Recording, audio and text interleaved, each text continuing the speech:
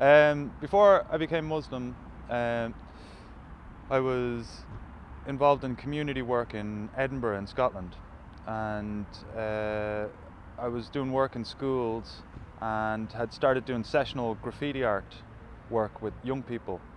I bumped into a group that was doing a kind of outreach church project, and it was from the oldest church in Scotland. Was recognising that their congregation was getting old and that they would have to go into what was called a church without walls. This project was moving into the kind of club sector, in a sense, the entertainment sector, and I was doing a bit of performance poetry and stuff, so I kind of fitted in with that, and we did some music and stuff and club nights and stuff, and I kept up the graffiti work. So that got me, I had a yearning to get with the scriptures and things like this. That was there, that yearning was there. I was at the point where I was very close to getting baptized, to have myself confirmed in a sense as a Christian, because I wanted to say, I believe, and I wanted to be with a community that shared these values. So I was looking for something a bit more clear, laid out, because I wanted to change myself. I didn't want to have something that everything appealed to me. I wanted to have something that would challenge me, because I needed those challenges. With being with the Christian community and Christianity itself, didn't challenge me in any way. Then with all the kind of hype and rhetoric in the media, then I started saying to myself, as I was reading this, and I was reading it totally in depth, to the point of obsession, I started to say to myself, I'm a Muslim. I'm a Muslim.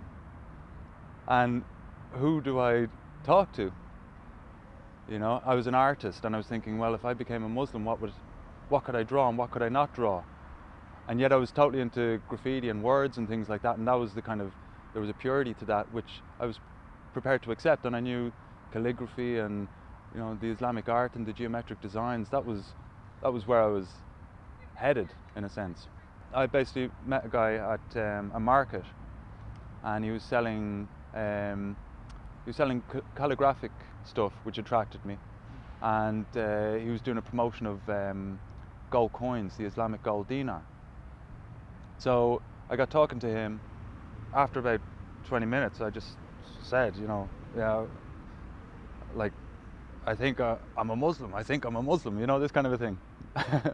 I met other people around him and stuff, and he was the emir up there in Edinburgh. He had a group around him. So I was with them for quite a time before. What it took was for him to say, so you've been with us for a time, are you going to say Shahada? And at the time I was like, not ready, not ready. But it's like, what am I doing here if I'm not ready? I met him in a cafe, and he didn't tell me, but he said, so are you going to say Shahada? Yeah, okay. And so how do we do this? I thought we were going to plan it there, in a sense. I was like, well, we could do it here. So there was a guy, Hajjuseen Dutton, who's written some amazing stuff, and he was there as well. So we were able to do it there in the cafe. You got to weigh up that desire as a sense of hope, and not let it be outweighed by the fear. So that's like to say, well, if I have to do this, what's making you do this? See that as a sense of hope,